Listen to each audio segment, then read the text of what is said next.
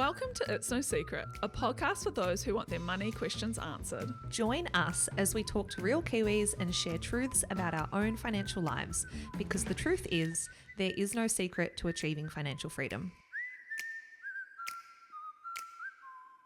Lovely listeners, welcome back to another episode of It's No Secret. Today we're chatting about why you need to be investing towards your retirement. Now, generally speaking, don't want to broadly categorize everyone, but Kiwis are traditionally savers, not necessarily investors. Maybe the exception to that is property, but I guess over the last maybe 5 years, we've seen the rise of the share market. Shift. Yeah, exactly. People are looking for other ways to grow their money. And also to not invest in property. Yes. That's been a big thing, right? Yeah. We've been savers outside of buying homes, but we've not necessarily been share market investors. Yes, that's a nice And distinction. we need to be. Yes. As you'll learn shortly. Yeah, so I guess that is the question is, do we need to be, and is it possible really to get to retirement by just saving, or do we need to be investing outside of our home? And then what does that potentially look like? So I'm going to throw it over to you, Kat, because we have some great stats or comparison data. Love this. Well, I mean, I think it's probably going to be relatively obvious that yes, you absolutely do need to be investing outside of saving, but it's all really easy for us to say that. And I think sometimes it can be a little bit more helpful to maybe just demonstrate to people why the payoff to investing is so much greater than saving, because oftentimes people will get wrapped up in thinking like, oh, you know, saving will just get me there, even if it's maybe not 100% where I want to be, but I'm comfortable with maybe taking that lesser amount of money over a long period of time because it's less risky and I know it and I don't have to do the research and, you know, choose the provider or the fund manager or all those sorts of things. But what we really want to highlight today is that if you did take the leap into investing, there is a significant payoff in doing so over just leaving money in like a savings. So yeah. Also probably high definition or key definition. When we're talking about savings, we're really talking about leaving money in a savings account basically for a sustained period of time versus actually investing it in the share markets in any type of fund.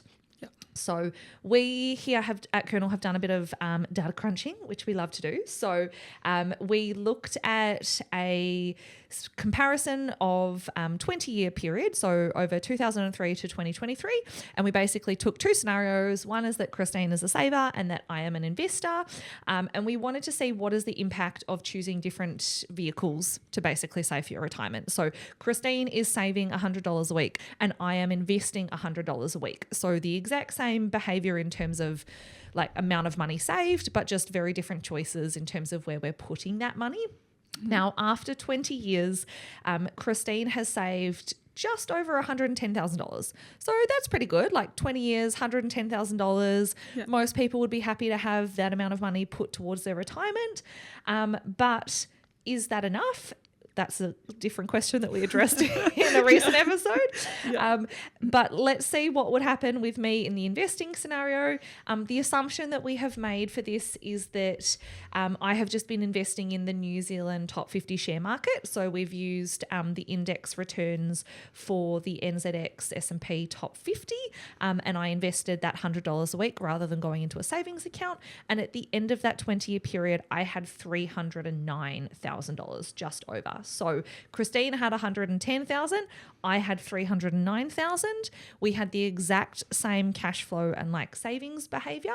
We just put the money in two different vehicles or asset classes. Yep. So that's a difference of roughly 200,000. Exactly. Yeah, which is pretty significant because when you think about it, it's like that 200,000 is not it's an equalizer in the sense that the amount of money that we've both had to save is equal, right? So like I have just been comfortable taking on the risk of a more volatile or up and down investment over a 20-year period, knowing that retirement is very long. And I have taken the same amount of money that you're able to save and just picked a more aggressive asset allocation or asset class to do that. Yeah, nice. I feel like that perfectly kind of leads on to what would be the pros and cons. So obviously a big pro is the potential gap of, con if you're saving is the gap that you potentially don't get that return, which is obviously then a pro for investing. Are there any other kind of pros or cons? Good question. I mean, I feel like the pro of saving is that people are more likely to potentially stick to it because it's not as volatile as an asset class. Yeah. And so we don't get that natural freak out of, you're not seeing the amount in your savings account really going down unless you're drawing from it, right? So you're putting in your $100 a week, and that amount will also be increasing in small increments every month as you're paid your interest, but you're not getting these like much larger variations that you would get in the share market. And what we also know is that it's people that often impact their own outcome, and it's people reacting to what's happening in the share market if they are investing. So I wouldn't have the same outcome of being at $309,000 or $200K more than you if over that 20-year period I started to interfere with what I was investing in or varying the amount that I was investing or starting to sell out based on market changes and then buy back in. Really core assumption to this is that I've basically just invested the $100 a week and not thought twice about it. Right. And that's really what has generated, I guess, this outsized result. So a con to investing is obviously you need to have that self-discipline. Yeah. And you need to have that self-awareness. Yeah. And Emotional control. Exactly. And you need to also stay focused on what is the ultimate goal. And the ultimate goal in this scenario is that we're talking about retirement. So as we've mentioned before, what happens in the first 5 years of me being on that investing journey is irrelevant because I really care about what is happening in like 20 plus years time. Yeah, nice. And I think that's a good point to touch on in terms of timeline and the distinction between saving and investing. Do you want to share a bit more on that? Yeah. So, I mean, the general consensus or the general guidance around, deciding between a type of asset class and the level of risk involved in investing in that asset class is really to link it to what is the time frame of your goal. So we look for lower risk investments or savings vehicles like cash or term deposits for goals that you want to achieve in a short-term time frame. And when we talk about short-term time frames, we're really talking about something that's under 3 years. So you're not retiring in 3 years. Like, don't know if you have unless I grand win a lot ambitions, but newsflash, you're not retiring in 3 years. So you being in a savings account for a period of 20 years is really not that advisable from the point of view of maximizing your outcome with a long-term goal, right? If we really want to maximize our outcome with a long-term goal without us needing to make the effort to maximize it. Like, I think that's the important distinction, right? Is you want that money to be working as hard as you are working. And in order to do that, we really need to be picking a riskier asset class, something that's more invested in high growth assets. 100% shares is a good example of that because we have a really long period of time. Does property fit into that too? Property definitely does, but generally speaking, if we're looking at, all the different asset classes on kind of a time, just a little line of like less risky to highest risk. Down the less risky end or lowest risk end, we've got cash and term deposits. Up the higher risk end, we've got shares, and obviously sort of, Kiwis saver funds and managed investment funds. And then somewhere a bit beyond the middle, so closer to higher risk than lower risk, we have property, but not as high risk as shares. Now that also correlates to your expected average return for those asset classes. And I think this is something that often people overlook is, looking at New Zealand, the expected average return, long-term average return on the property market is somewhere in the realm of 5 to 6%, sometimes lower, as opposed to looking at the share market, you're probably closer to say 9 to 11% long-term averages. So with a higher rate of return, you would expect some higher risk. Makes sense. And just to clarify on what we mean by long term. How many years? Great question. I think so in sort of, the standard like industry definitions based on recommendations around what type of fund or KiwiSaver might be appropriate for you. It's really long term is something that's say 7 to 10 years plus. So I think anything that's, over that sort of 7 to 10 year period is appropriate to consider being in a higher risk asset class. And I think for a lot of people, it really is then a no-brainer for retirement, right? Because if we've passed that key moment of being a first home buyer, and then the only other access point that we have is reaching age 65, you really do have a very long period of time, and essentially the longest time horizon, right? Yeah, exactly. And I think, as you were saying that, I was thinking you also don't want to necessarily cash everything out when you hit 65 either. So the timeline might be flexible. Even longer. So even if you're listening to this and, you're say 55 and you're thinking, okay, well, I only have 10 years until I want to start using some of this money. The reality is that you're not going to use all of that money the day after you turn 65. And you probably want those retirement savings to last you well into your retirement. And so on that basis, even if you are, in your 50s or 60s now, you're still considering this to be an investment for a fairly significant time horizon. If you're someone, like you, and let's say you guys have done your first home purchase, and you're 30, we've got some time. It's like 50 years, And so really just being comfortable with the fact that this is a very, very long term investment for me is a good mindset to be in, because I think that then helps us appropriately choose what type of asset class we're in. Yeah, nice. Yeah. Love it. Awesome. Yeah. And so is there a place for saving? So that's a good question.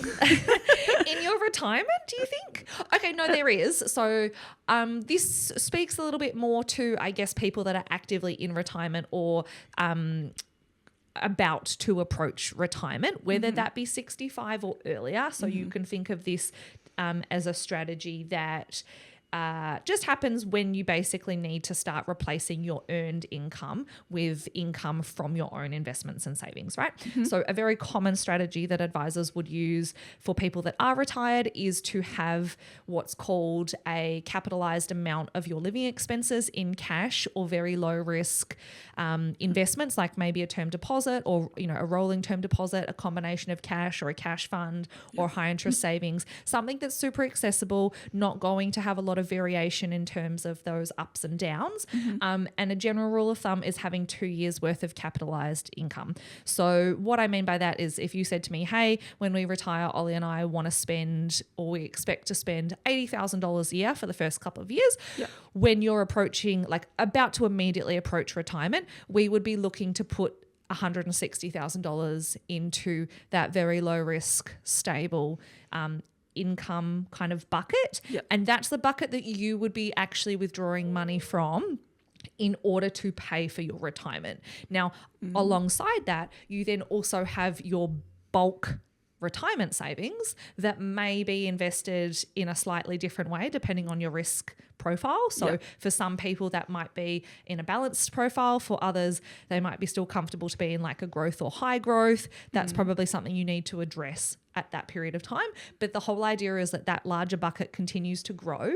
And as you earn capital gains and income into that large bucket, you're slowly over time putting more of that money into that cash bucket. And the reason that you do that is so you still gain from the longer term, ups and downs and higher potential average rate of return in that bucket, but you're not a forced seller of any of those funds during the time that you actually rely on that sum of money for income, because you've got your 2 years capitalized, right? So the idea is that, well, okay, if there was to be a market downturn in the next 6 months, I've already got my income for that next 6 months secured in this bucket over here.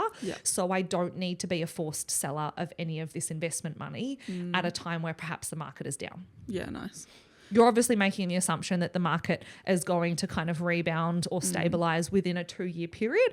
But I feel like that's a fairly reasonable assumption. If you wanted to be super conservative, you would just increase that bucket to be more than 2 years. Yeah, makes sense. I was thinking, how does this compare to like keeping the money, all of the money, let's say, in a fund that pays dividends?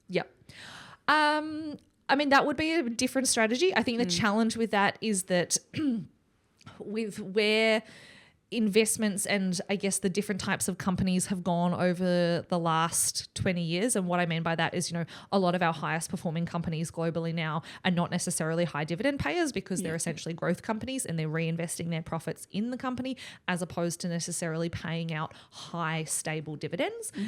People may struggle to find funds that pay a high enough dividend rate to actually meet the income. So for you to be comfortably paid $80,000 a year after tax of dividends, you're going to have a very significant sum of money invested, and you're going to be like really strong in essentially high dividend paying stocks, which you may not want to be because you may also want to be invested in growth companies as well. So this is just a different strategy whereby you can make sure that you've got your income needs kind of secure, and then you're quite comfortable that this other invested lump sum over here, you will need to, draw down from that and basically take out capital gains over time and some income as well. Nice. Yeah. Love it. Yeah. So there is a place for savings in retirement. But I feel like it's more when you're retired. It's like the management of it's a strategy to manage the income that you need in retirement as opposed to helping you get to your retirement goal.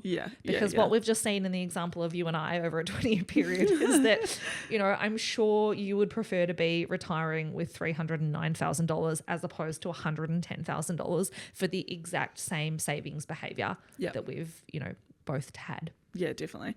And I guess the place of savings along that growth journey to retirement can be for things like short-term goals outside of your retirement, right? So exactly. If you are using that like vehicle, then perhaps that's a good alternative. Yeah. Exactly. But I think one of the general things is that being too conservative too early with your retirement savings is probably a pretty common mistake that people can get into that can be really, really detrimental to their achievement of essentially their retirement. Interestingly, I recently listened to an interview on Keep the Change. Hi, Luke, we love you. Shout out to him. With the Retirement Commissioner, Jane Wrightson, and she talked a lot about how various different genders approach risk and some of the research that they've seen and the challenges that people run into. And she actually mentions herself that she was in a balanced fund for essentially the vast majority of her working career. And it was only once she got the job as Retirement Commissioner, which was her first kind of foray in working in the retirement or investment space, that she realised that was a really poor choice for her because she was imbalanced for the period of time that, you don't need to access the money and you really need that money to be working as hard as possible. So the message with, I guess, that interview and what she was saying is that you don't need to know a lot about necessarily how to maximize your KiwiSaver, but being really comfortable and understanding how different asset classes and risk over a long period of time can benefit you and really understanding the benefits, not just hearing the word risk and being a bit deterred or nervous. Understanding what the benefits are is really important. Yeah, for sure. Yeah. Love that. That's man, I feel bad. High growth for life. But also how you can't get that time back. Literally. And once you have that realization, that's a pretty tough one to stomach, right? Because, let's say in this scenario, we go through this 20-year journey and you're still, let's say at that point in time, you're 45, right? Yeah. And you and I have a chat and you learn that I've actually been investing and you've been saving and I've got a $200,000 leg up on you already. Yeah. That's a very hard pill to swallow at that point in time. But you can also course correct at that point. So there's a positive, but it is a real, obviously, challenge. You can't get that time back. And that's the power of compounding. Yeah. So understanding that there are a lot of benefits to being in a higher risk, higher reward type retirement strategy is important. Yeah, nice. So if someone's listening to the podcast and they are thinking, that's me, I am... my plan was to save. I'm too conservative. Or maybe I'm in a balanced fund and perhaps I should reconsider. What are the kind of steps or the action list off the back of this podcast that they could go away and do? Great question. I think step one is to figure out what exactly is your time horizon. So the primary question there is, have I bought my first home and used KiwiSaver? And if the answer is yes, then okay, you've probably got a very long time horizon because the next period in which you can take that out is 65. So whatever age you are now, 65 minus your age, that's your minimum time frame, right? And if that is over 10 years, you really need to be considering something that is higher growth. If you haven't bought the first house and you're considering doing that, then it's a little bit more complicated because you need to be conscious of the fact that the time horizon that you're focused on is really when you want to buy the first house. So that might be less than 10 years, it might be less than 7 years, it might be less than 3 years. So if that's your option or what you're looking at, then don't be looking at anything too risky because you need to be ensuring that that money is secured. So once you've answered that question and you basically know your time horizon, it's thinking, okay, well, what higher growth KiwiSaver funds are there out there? What can I actually go and look at? And Sorta do have a really good fund finder tool. Where you can basically put in what is your kind of risk profile. So you can select like I am aggressive or I am growth or I am balanced. So, you know, that's a good place to start to find the fund that you're currently in and have a look at that kind of, I guess, the makeup of that fund and the return profile of that fund and compare that to something that is slightly more higher risk, essentially. That would be my suggestion. And then figure out, okay, am I comfortable with the volatility or the ups and downs that will happen from being in a higher fund or higher growth fund?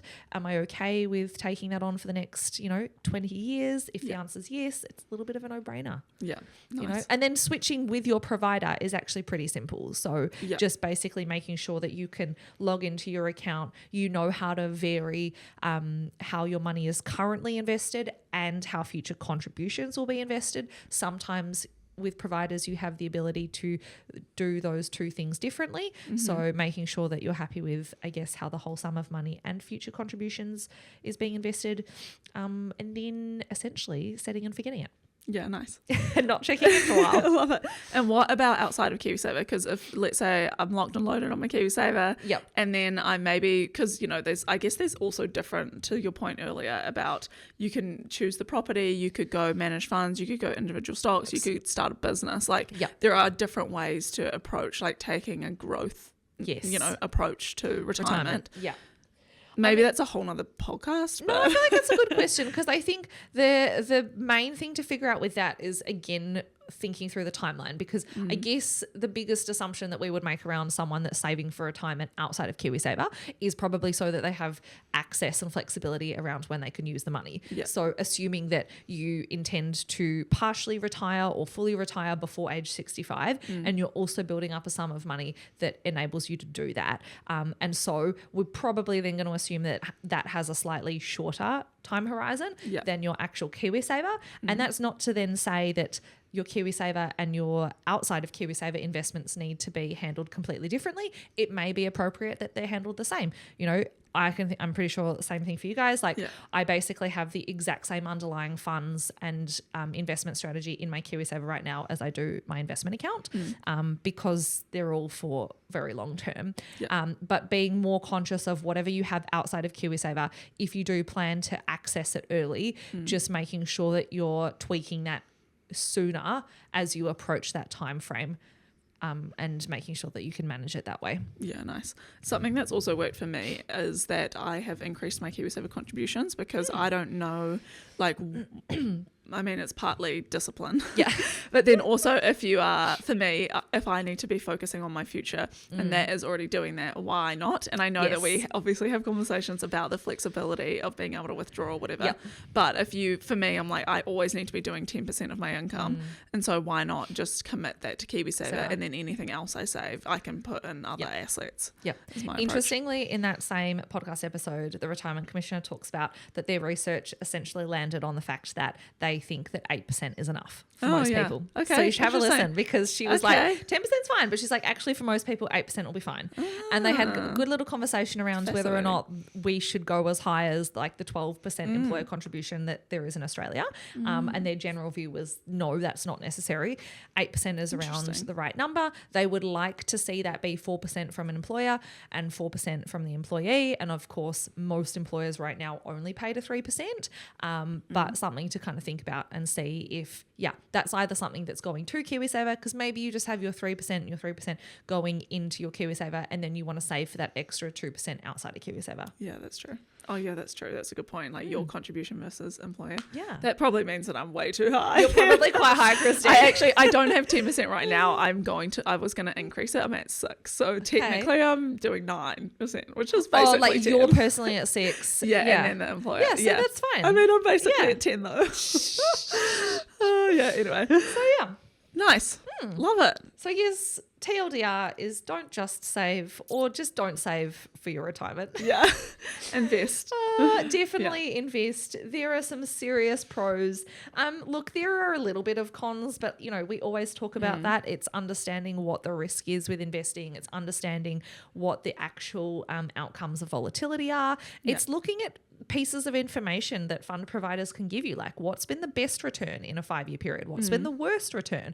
Can I just understand that like there is such thing as a worst return, and sometimes those worst returns will happen, but there's also the best return. And so what I really care about is how that averages out over a 10, 20, 30-year time frame. I don't want to get too caught up in the nitty-gritty of like 1 year. Exactly. Because 1 year does not matter in the scheme of like 30 years. Yeah, nice. I was also going to say, look at it. I mean, there's returns, but there's also like things like tracking error, or, like how the fund manager is performing against their benchmark, because that shows you their performance essentially. Yep, exactly. Yeah. Exactly. Nice. Great. Also, if you are new to investing, I was just going to say, like, take the first step by putting in maybe like $100 or, remove the mental barrier for yourself if you're moving from saving to investing, because it can be daunting, but don't overcomplicate it. Start small and then build up. Exactly. Yeah. Yeah. And I think as well, like, there is quite a easy way to start investing if you're already pretty comfortable with your KiwiSaver strategy. And it's basically just to replicate your KiwiSaver strategy in an investment account personally, right? Yeah. I think oftentimes people think that they need to be very distinctly different, and they don't. Yeah. They're essentially the same kind of funds, investing in the same types of companies. And so if you've done all the hard work to look at your KiwiSaver and you're really comfortable with a growth or a high growth, whatever it is, go and find the same type of fund that is available in a personal investment account and just replicate the same kind of strategy. And therefore you've kind of removed all the legwork and the homework of figuring that all out. Yeah, they're all probably invested in Apple regardless. Exactly. And more providers that have KiwiSaver now also have investment funds or investment accounts. And even though the fund names are sometimes slightly different, I think you'll be able to find enough commonality to have a pretty similar strategy across both. And I know, at Kernel, we literally have the exact same funds in KiwiSaver as you do an investment account. So it's very easy. Yeah. But even with other providers, you could probably quite easily manage a very similar strategy across both. Yeah, nice. Love it. Cool. Key hacks. Yeah. Top tips. Yeah. Keep it simple. Just do the DD for one and then replicate it elsewhere. Yeah. Know your timeline. Yes. Keep it simple. Get started. Exactly. Take action. Exactly. And if you're really drowning, just do a little bit of research on the sorted website and then focus on your KiwiSaver and get started. Yeah, nice. And on that note, a big thanks to Kernel for enabling us to do what we do. Don't forget to hit like and subscribe wherever you're tuning in, whether that's video on YouTube or listening on Spotify or Apple Podcasts. If you have any questions, feel free to get in touch with us at It's No Secret NZ on Instagram. We'd love to hear any episode requests, feedback on this episode and more. So yeah, get in touch, and otherwise we'll say goodbye and see you next week. See you next week. Bye.